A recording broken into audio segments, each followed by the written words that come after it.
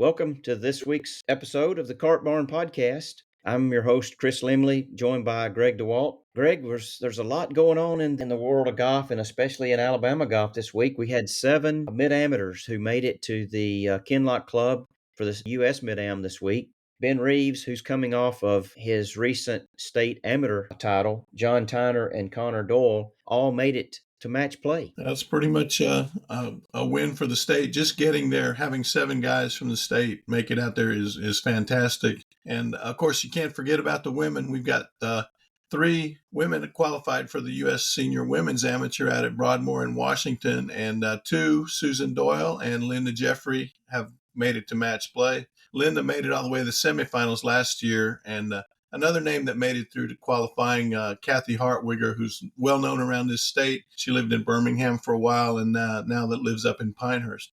So it was a great weekend for state players in national events. Absolutely. Well, I've had the privilege of playing in 2 U.S. Mid-Ams, and I've never made it to match play. So congratulations to those guys. What does that say about your game? I need to work at it a little harder. I never even tried. I was outclassed. But, there were some other things went on in professional golf. Lydia Ko won again on the LPGA, continuing a fantastic season for her, coming off the gold medal in France. And she won again this week, dominant fashion. So It was a great weekend of golf. Absolutely. Well, this week we have Lee Hodges, someone that you and I both have known for a long time, a resident of Ardmore, Alabama, now lives in Athens, a PGA Tour player, and what a great interview and what a great job and class act that Lee is. Yeah, it was great. We had him scheduled, and then he got back from Napa with a short vacation with his wife, and had kidney stones. So he moved up the interview to do it, make sure we got it done this week. And we appreciate Lee for that. Absolutely. I've been covering him since he was in high school, Yep. Playing sectional events at Blackberry Trail. And he'll talk a little bit about that. He'll talk a little bit about practicing his autograph. And so it's going to be an entertaining episode. We're on episode number 3, Chris. We've made it this far. We're doing well, and I hope the listeners are still enjoying it. We've got Lee Hodges today, and we've got a really, really good lineup of guests coming up in the coming weeks. So let's get into today's podcast with Lee Hodges. Welcome to the Cart Barn Podcast. Greg and I are joined today by PGA Pro Lee Hodges. Lee, welcome to the podcast. Thanks, guys. Appreciate you having me on. Yeah, it's great to have you on, Lee. I was first time I ever met you. I think you were playing for Ardmore, and you were playing over at Blackberry Trail, beating the heck out of people over here. I think it was a section event, a 4A section or something like that. Yeah, we played sectionals at Blackberry every year. And did you win every year? I don't know about the first time, but I didn't know I won the last 5. I don't know about 7th grade though. I may have got 7th grade. Yeah. We'll cut you some slack for 7th grade. Appreciate it. So, what growing up in Ardmore, it's not like a golf mecca. How did you kind of get involved? I think your dad played or something, and that's how you started. My mom and dad lived on Southern Gales. And my dad used to go out and play a lot. And actually, my stepdad now plays at Southern Gales also. So, both of them. And then no one really knows, though, that I get my athletic ability from my mom. She's the athlete of the family. She played college basketball. So she's where I get my athletic ability. But started the game definitely with my dad out at Southern Gales. I've heard they flipped the 9s now. I haven't been out there in a while, but it was hole 11 at the time, and I think it might be hole 2 now. Yeah, they did flip the 9s. I was up there last summer playing. Yeah, they flipped them. Yeah, I didn't. Yeah. So it's come a long way. It's come a long way. I've heard. Yeah, I've heard my mom still lives out there. So I've heard that the guy that owns it now has done an awesome job. So that's exciting. What your parents get you into the game, but what kind of kept you going in the game as opposed to growing up in Ardmore? It was a good baseball town, I think, and football's been up and down. So what kept you going in golf as opposed to the other sports? Um, I'll be honest, I definitely wanted to play baseball, but I was a really small kid. And I mean, I was like decent at golf, but I remember in the seventh grade you have to choose, like, because at Ardmore you play baseball and golf is played at the same time, so I had to choose which sport I was going to play. And I remember my dad took me up to the high school field one afternoon and made me use like the big bat that they have to use, and he was throwing me some balls, and I could barely roll them out of the infield. So but he left it up to me. He's like, you can do what you want. But I think that was kind of his way of showing me I shouldn't play baseball. So, yeah, but all my friends played baseball at the time, so it was tough. But ultimately chose to play golf, and obviously it's worked out. So Yeah, really, I'd say really you made the glad I right did choice that. there. Yeah, Yeah. really glad I did that. So, living in Ardmore, which half of it's in Tennessee, you could have gone across the road into Tennessee and probably played at a high school golf in the fall in Tennessee and Yeah, moved true, back to true. Ardmore, right? I didn't even think about that, to be honest. Come on, man. Didn't even What think what about that. what is it like go in Ardmore with a town that's basically divided one state with a road going down the middle of it? Um, I, I'll be honest, I never like viewed it as that when I was growing up. It was just kind of one town, I never really see it as two different places. I mean, a lot of my best friends lived in Tennessee that went to Ardmore, and I always thought it was funny that they had to pay to go to Ardmore, and they lived 2 minutes from the school, and I lived 15 minutes from the school and went there for free. So I always thought that was kind of wild. What's the first good shot you remember hitting on the golf course? Oh, I don't know about one shot, but I can remember being at Southern Gales and just kind of being by myself and just riding around and hitting some shots, thinking, man, that was pretty good. Mhm. But I used to do that all the time in the afternoon. I would take my mom's golf cart and just ride around. Jerry Aldridge, when he worked there, I don't believe he works there anymore, but he probably hated me because I would be there all the time, in the way probably, but. Um, and I never went and checked in the pro shop. I just went and straight out on the golf course from hole 16 on my ball away. So, um, Mhm. but no, it was awesome. I've hit that hole 16. I've hit a million balls into that green. So, it's Southern Gales is a special place, and I did a lot of my early golf there, so it means a lot to me. Did you play mostly with your parents, or when did you kind of maybe gravitate into the big game or the morning group or whatever? Yeah, I played with my dad a lot growing up. I would say more than anybody and some of his friends. And then I moved out to Canebrake, where I live now, and play. And I would probably say I started playing in that what they call the big group, probably like 13 or 14. Yeah. And those are some of my fondest memories is playing in that group. Man, I talked about it the other night at this Canebrake thing. I can remember just so many good times with them. Like you get to get away from your parents and you kind of let loose and you don't have to be so uptight and proper like you are in front of your mom and dad. So I could kind of let it rip with them and, yeah, just so many good times. I can remember being like on 17 and realizing I didn't have enough money to pay my bets. I'd have to call my dad to bring me some money. And it was, I had a lot of really good times in that. I've definitely won more than I've lost out there. That's not a good feeling though, getting to 17 with not enough money to No, pay. no, especially when I had to call my dad. Mm. Of course, he was right there, right? Or did he not want to Oh teach yeah. you a lesson?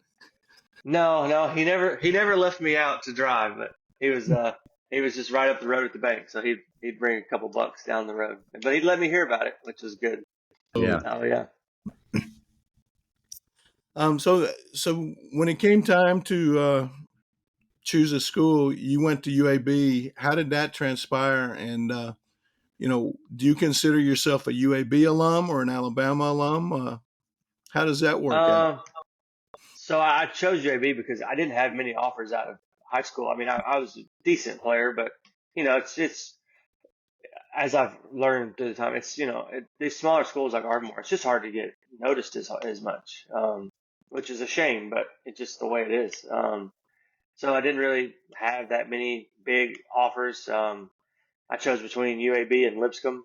Both would have been awesome places. I mean, I still talk to both of those coaches today, especially my coach UAB. I talk to him all the time, but I still talk to Coach Burr from Lipscomb today as well, which is pretty cool. But I mean, I wouldn't be nearly in the place I am today without UAB, and especially Coach Murray. I tell people all the time, he kind of took somebody that he thought had some talent and kind of molded them into a pretty good player, and then ended up going to Alabama and Sewell. I was already a pretty good player when I got to Alabama, but that's kind of what Sewell does is he takes good players and makes them great. So I wouldn't trade my whole college intertwinement for anything. It worked out exactly like it needed to for me. That's good. Who all was on the team with you at Alabama? So my first year, the starting five was me and Davis Riley, Jonathan Hardy, Tyler Hitchner, and Steven Setterstrom. Mm-hmm. And then my senior year, when we were really, I mean, we were good my junior year, but we were really good my senior year. It was me, Davis Riley, Jonathan Hardy, Davis Shore, and Wilson Fern, who were both freshmen at the time. Mm-hmm. Wilson is a rookie on the PGA Tour this year. Yeah. Well, that's a pretty good lineup. Yeah. Yeah, we were good, man. We were really good that year. Going back to your junior days, how did you get noticed by UAB again? How many Lee Hodges are out there going to Ardmore and small schools that kind of get overlooked, and what kind of path forward is it for them? Yeah, I mean, I would think there's a few. I mean, I would think there's a few. But I feel like that's kind of the thing that, the schools like UAB and Troy and schools like that are pretty good at is, they're not going out and getting I'll use Davis Riley as an example. I mean, Davis Riley was the number one player in his class and in the whole country. So, I mean, I went to visits at Lipscomb and UAB, and Davis went to Texas and Oklahoma State and Georgia. So we had very different recruiting experiences. But yeah, I mean, I think it's a shame that it's so hard for guys at those small schools, but it's just the way it is. Like in high school golf is I remember in Athens, I mean, my Ardmore team was much better than the Athens high school team, and they got to play in all the big state tournaments, all over the state, and we played in Deer Run. So we it was it's a shame that it works out like that, but it's just kind of how it is. But Yeah. if I was giving any advice to anybody in my situation, it's just make the best of it. It literally could not. If I would have went to Alabama straight out of high school, I don't think I would be in the position I am today. So, um, I think it all works out the way it's supposed to work. Well, it does, and good golf takes care of itself, right? That's right. Yep, that's right. Does your dad still call the games? He does. Yep, he does. Today's Friday, right? So yeah, That's right. he'll call a game tonight. If it's at home, I'm not sure if they play at home or not. But The if it voice is, of he'll be up of there. the Ardmore high school football and basketball too, doesn't he? And basketball, yeah, he does Yeah. basketball and football. He loves it. Yeah. Is that your career path post PGA I don't think Tour? so.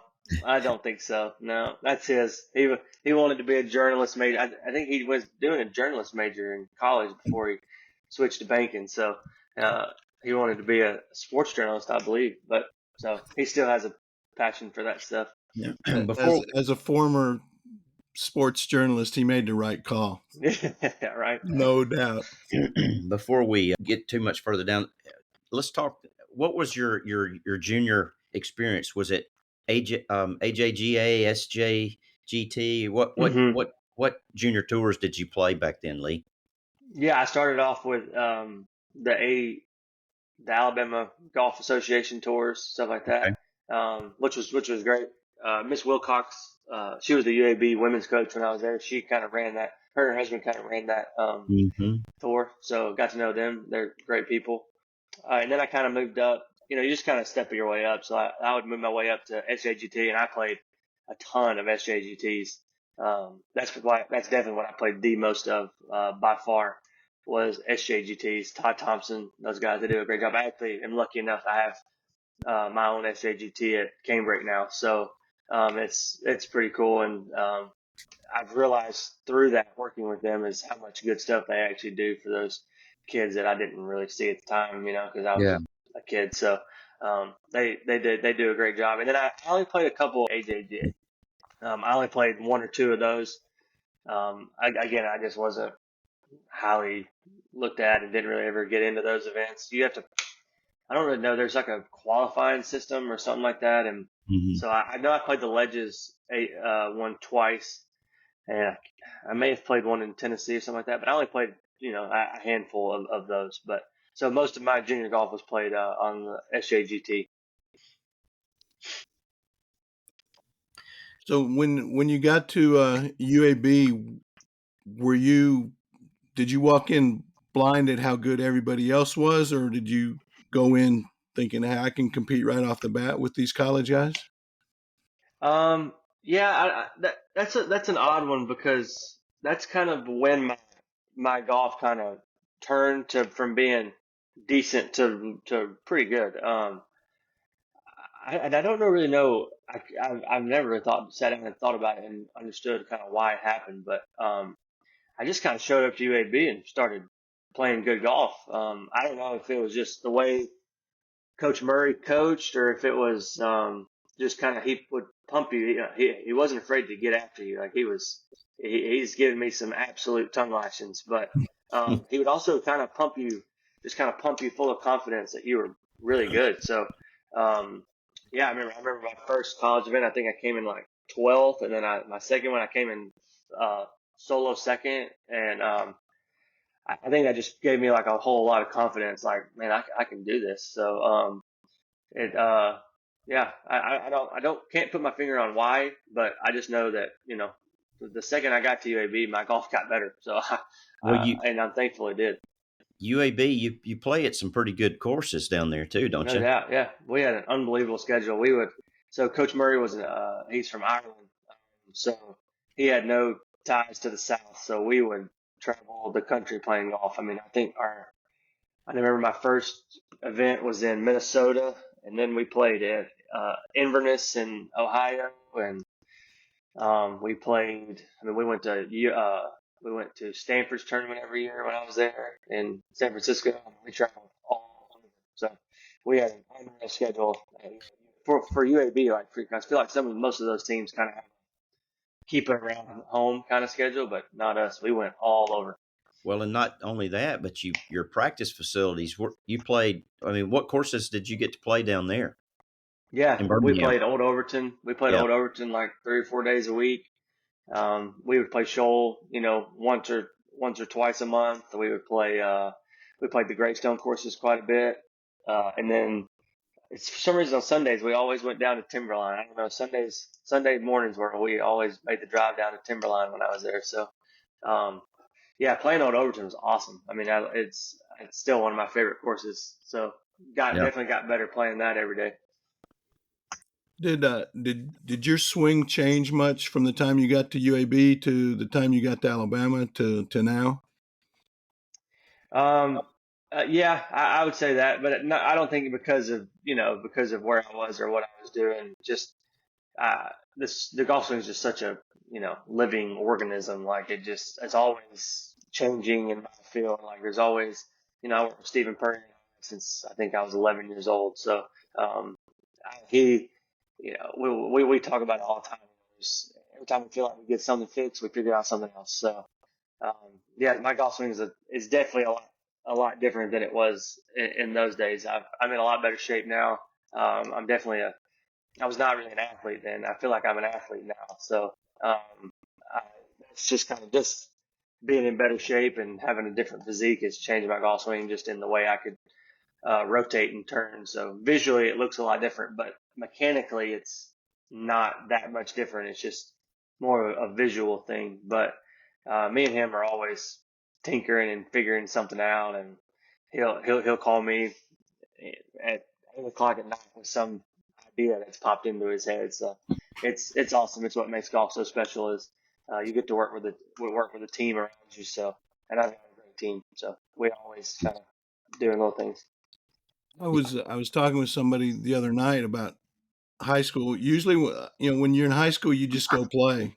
When you get to college, there's quite a bit more involved. They get you into the gym. The workout, the fitness routine is a lot different, isn't it? Yes, not even close. I've never worked out.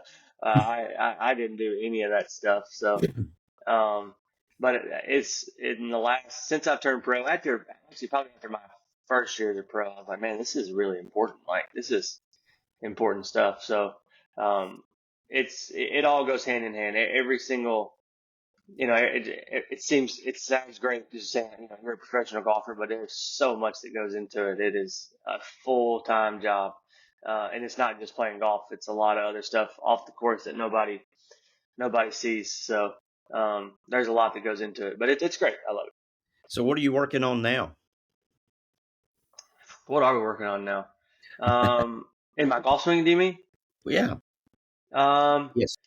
I have a problem of getting, not not enough depth in the backswing. So we're always trying to figure out ways of just getting me to turn better. I just went so long in my golf where I didn't really like turn my torso, and I just kind of hit it with my arms. Um, More because I couldn't really like turn as well as I can now. So we're always trying to figure out how to break old bad habits. So, but I mean, I did it for 20 years, so it's a hard habit to break. But that's what we're working on now, is just kind of getting a little deeper in the backswing. Gotcha. Well, I can certainly see a difference in your swing from back when you were a kid playing Hmm. Canebrake, playing against Burning Tree, Yeah, oh and yeah, where you are now. And yeah, you've got a great coach in Steven. He does a yeah, great he's job. great. Yeah, Hmm. he sure does.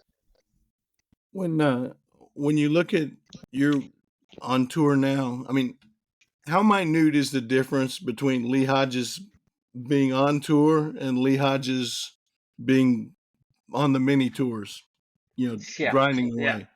not a doubt. Yeah, it's not even major. It's a big difference between Lee Hodges on the PGA Tour and Lee Hodges selling insurance. So there's a small difference between that. So it's yeah, it's unbelievable. Like I'm very fortunate and thankful that I tell people all the time, being how good you are matters, but you just have to get some breaks. You know what I mean? You just have to get some good bounces. I've got a lot of good buddies who haven't made it even to the Corn Ferry that are unbelievable golfers, and you'll never hear about them. Whether they didn't play well at the right time, or didn't get the right breaks here and there. So, um, thankfully and luckily enough, I guess maybe I just wasn't smart enough to understand how important it was, but it was playing well at Q school was so important that first time. Like, and you don't really understand. I now understand why it gets harder every year for guys to get through, because they realize, oh my gosh, like this is my one chance to get through, and then I have to wait a whole another year to do it again. So it's it's hard, but I'm fortunate that I played well when I had to. Chris and I were talking a little bit. You won on the Corn Ferry Tour, you've won on the PGA Tour. Was the Corn Ferry Tour win more impactful in a certain way than the PGA Tour win? Um, yeah, yes and no.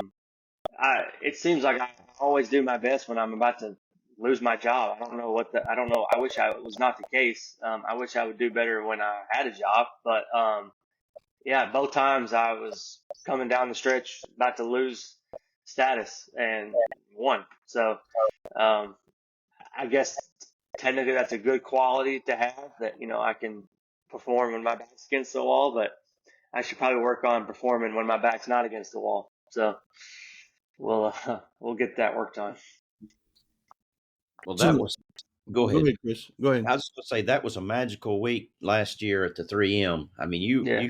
you came out right out of the gate and what, 63, I think, first round, Yeah, 60, 63, 64. and then won by what, 7? 7. Yeah, yeah. It's a little skewed though, because Postman did make a triple on the last, but um, and Yeah, yeah. At the end of the day, it was 7. That's how it but ended. That's how it all. I think I remember a shot on a par five that you hit in there like 2 feet, and I'm like, Yeah. he's owned this week. Oh yeah. But Yeah. No. tell us Yeah. about that. It Tell was. us about that week. Yeah. So yeah, I've talked and thought about it a lot. It was kind of wild, man. I was playing terrible coming into there. Like I was not playing good. I think I'd missed like 4 of my last 5 cuts. I played well at the Scottish Open that year, but that was more because I was just excited to be there. It's the first time I'd ever been to Scotland, so I was pretty pumped to even be there. And then went to the British Open next week and shot a lot. I don't know what I shot, but it was a million. Um, and then yeah, flew back to Minnesota. Had 2 events left. I was in like I don't even know what place I was in, 90th place or something like that on the FedEx Cup. So I was having a crummy year, and um, I don't know, man. It was wild. I mean, Monday through Sunday, I didn't miss a shot. I mean, we played practice rounds, and I remember in the pro, I shot 30 on the front nine in the pro. Um, yeah, I mean, I guess they say when it's your time, it's your time. And, I believe in that, and I don't believe in that because I feel like we can make it our time if we do the right things. But um, that makes it hard for me to argue with that it was not my time because I had been working really really hard that year and getting nothing out of it. Kind of like I feel like this year, and yeah, just showed up and I remember my caddy was like, "Dude, we're playing great. Let's just go play golf." And that's kind of what I did. It was I was really meant as well as I was there physically that week. I was really there mentally as well. Staying in like not like we as golfers will have a problem sometimes, like being like, man, I'm playing great. Like I could do this, this, and this, and it truly never crossed my mind that I was going to win that tournament until I hit that third shot on 18 on Sunday. I just was so dialed into like, all right, I got to hit this shot, and then I got to hit that shot, and then boom, boom, boom, and yeah, I never had that moment where I was like, I'm going to win this tournament until literally I hit that third shot. Because I mean, even over that third shot, I was like, man, Postman could hold this out, and I could hit it in the water. Like it was, I was, I was very in my bubble that week, that whole week. How do you block out the noise coming down the stretch, or just in a regular tournament where you're middle of the pack, just to block out everything and focus on the next shot, and not get ahead of yourself? Yeah, I feel like it's easier when you are having a chance to win than it is when you're in like 30th place. Because when you're in 30th place, like it matters like so much. Like because when you're winning, like you're gonna like at least come in the top couple. You know what I mean? But like I mean, when you're in 30th place, you're 2 bogeys away from being in 60th place. So uh, Mm. it's hard to it's almost harder to do it when you're there. But um, I mean, you just have to worry about the next shot. I mean, yeah, if there's one thing I've realized in this game, there is nothing that you can do about the shot you just hit, and there's nothing you can do about the shot you got hit in 4 holes until you get there. So, um, you just got to worry about the next shot you got to hit because that's the only one you hit. That's good. What's the coolest thing about playing on the PGA Tour? Uh, there's a lot of For a stuff. kid, for a kid from Ardmore, what the courtesy cars? Yeah, courtesy cars are cool. It's unbelievable how the higher up you get, the more money you make on the course, but also the less money you have to spend at the tournament because like on the Corn Ferry, like I had to pay for my hotel, my courtesy car.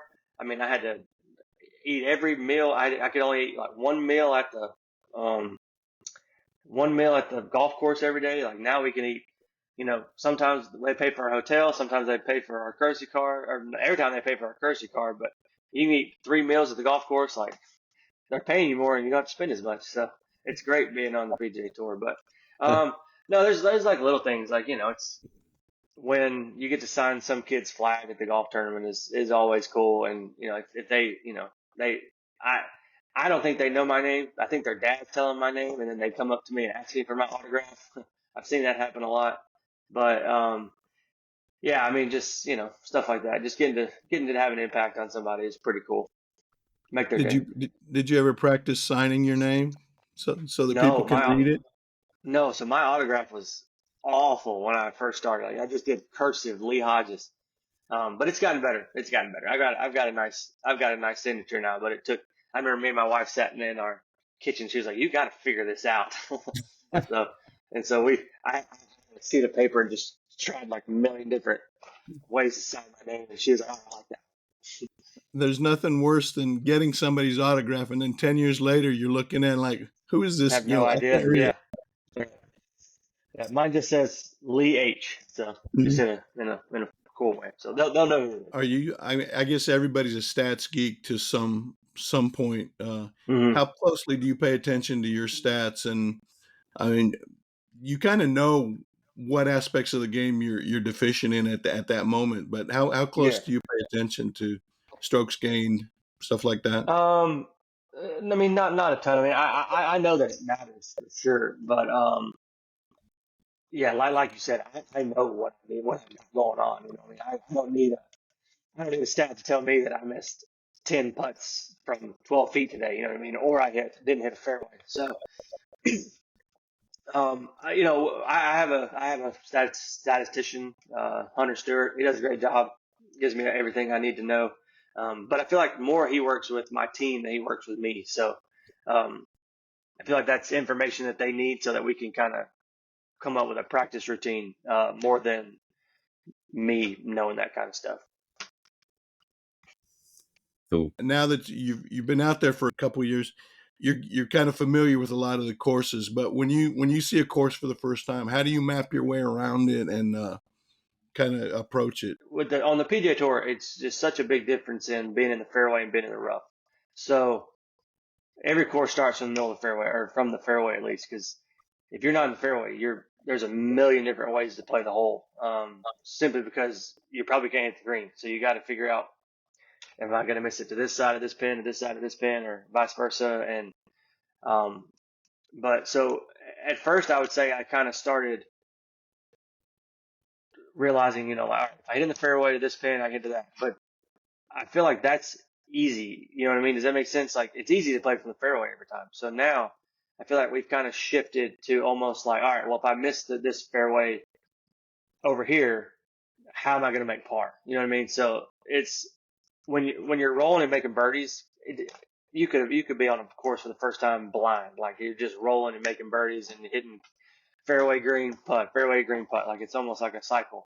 Um, where course strategy really matters is when you're just a little bit off. You know what I mean? Like turning a 74 into a 70 or something like that.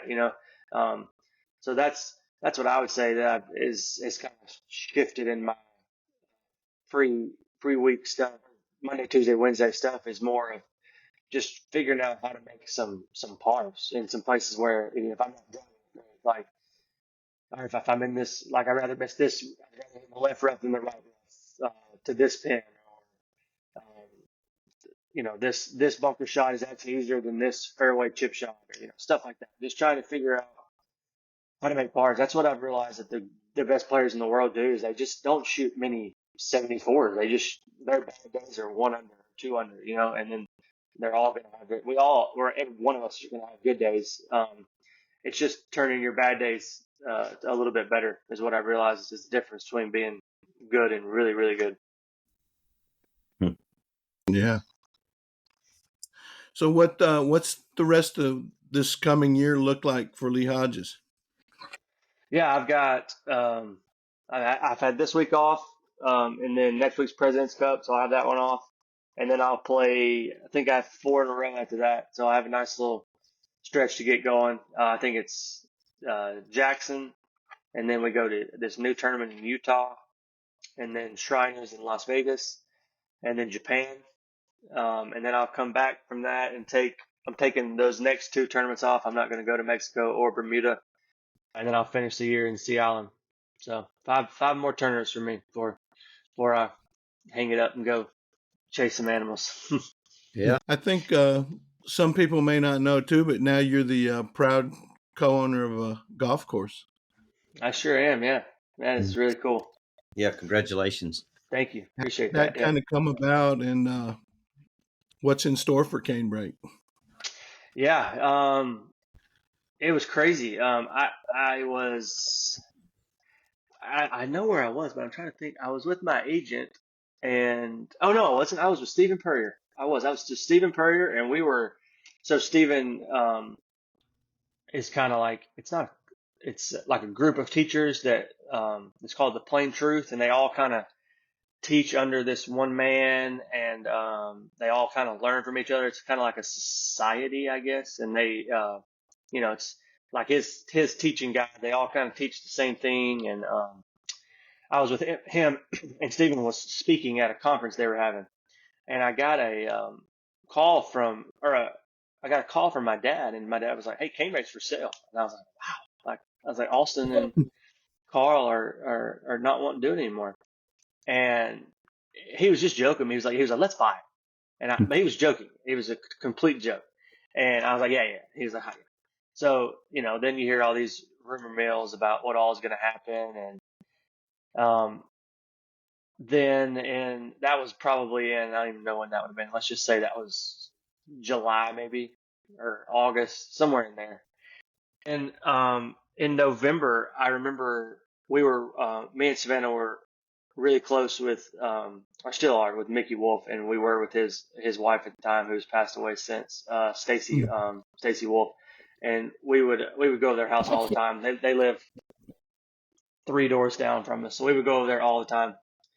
And I remember Mickey kind of asking us about it, like, would this be something y'all would be interested in? And we were like, yeah, for sure. And then Stacy's cancer kind of got worse, so we kind of put it on the back burner for a little while. And then I remember on like the week before Easter, um, we told Mickey, like, hey man, like let's do this. Like, why not? Um, we can run it as good as better than we think anybody else can. So why not us? And kind of a good opportunity for Mickey came forward, and I remember on Easter Sunday he called me and Savannah and was like, let's rock and roll. So that's how long it takes. By the way, I kind of thought it was like buying a car. It is not like buying a car. It is. It is. Yeah. It is takes a long time to get something like that worked out. So Hmm. I think we've probably owned it for. I think we did our meeting on so probably we haven't even owned it a month, I wouldn't say. So but it's been amazing. The feedback from I was a little nervous. I mean, I don't feel like I'm a kid, but I'm 29 years old. Like I wasn't sure how some of the members would feel about having a 29-year-old on their golf course. But man, the feedback has been unbelievable. They've because they know how much Canebrake means to me. Like I absolutely love Canebrake with all my heart. It's where I learned to love the game, and it's where I learned how to get good at the game and how to practice. And some of my best friends I have today, well, not some of, most of my best friends I have today all came from Canebrake. And we play every time I'm home. We play, at Canebrake. So it's really really special. It's something I'd always thought about, but never really actually thought about. Does that make sense? Like kind of like one of those pipe dreams where you're like, yeah, yeah, I'll own this place one day, but you never really think you will. But no, it's super special. But Canebrake is in for a lot of good stuff, man. We have a very clear roadmap on what we want it to look like and what we want it to be at the end of whenever we get done with it. With all these subtle changes we're making, even big changes we're making. But it's going to be the premier place to be around here. So there's a lot of good stuff coming. Next year we're going to completely redo the fairways and the greens. So the greens they're a type of Bermuda where the life cycle is 25 years, and this is their 25th year of life. So um, we have been told that they're already kind of, the greens are, for anybody that's been to Canebrake since let's say 2005 to now, it would shock you how small the greens have gotten. because just over time the greens just kind of they grow in. It's just how it works. So it's shocking how much actual area of putting we've lost around on the greens. So we'll just go. We're going to completely go back to the uh, original design. If I have any course routing things in the future, I'll definitely bring somebody in. So all I'm bringing is I've played the best golf courses in the world, and I know just the little nuances that they have about them that make them so great. And so that's what I'm excited to bring to Canebrake is little stuff like that, and just making sure that the golf course is always in great shape. Yeah. Well, speaking of playing some of the best golf courses in the world, I know that you got to play Augusta this past spring. Playing on the tour, any other courses that stand out you had never played before you got on tour? There's so many good ones that we play. And they're just so hard, though. You know what I mean? It seems like all the great courses are so hard, and I'm like, why can't a great course just be kind of easy? But it's I've played it before I got on the tour, but Riviera is my favorite course in the whole world. It is the best golf course I've ever set foot on. Just from a standpoint of, we go to a lot of courses where, some of the field is eliminated from winning the tournament when we step on property, which is some courses are too tight and some guys don't hit it straight enough to that. Some courses are too long, you know what I mean? And some guys don't hit it far enough. It seems like, it's becoming more and more prevalent where it's a length issue. But Riviera does not matter. If you hit it, you can hit it. You can be the straightest hitter or the longest hitter, and you have the exact same advantage. And that's why I love Riviera. It is anyone. If you look at the list of winners, they are so different on that golf course, and that's what I think makes it so amazing. Well, I know that we're coming up on a hard stop here. Greg, you have anything else you want to? No, just Lee, thanks for being so accommodating and everything. Appreciate you guys. I've seen you playing since you were in high school, and it's a treat to talk to you. And just seeing the way you've stayed grounded, it's you're still the same Lee, it seems like, and maybe you have a little bit more in the bank, but that's I appreciate that. Appreciate all you did writing about Ardmore when I was growing up, man. That meant a lot to me from at that time. John South's brother was a good friend of mine, and awesome. John's a unique individual. He sure is. Old coach. Yeah. So, but thanks a lot. Maybe we can get you back on here. A lot of success this upcoming year. I look forward to it. No doubt. Appreciate you guys. Well, that was a great interview with Lee Hodges. Greg, what a good time we had with him just a few days ago. It was so nice of him to give us some time with everything that he's got going on right now. Yeah, I mean, what a great dude. Appreciate him taking time to join us on the Cart Barn podcast. And we'll be back next week with another exciting episode, our fourth. So thanks for all y'all for listening, and looking forward to next week. See you next week on the Cart Barn podcast.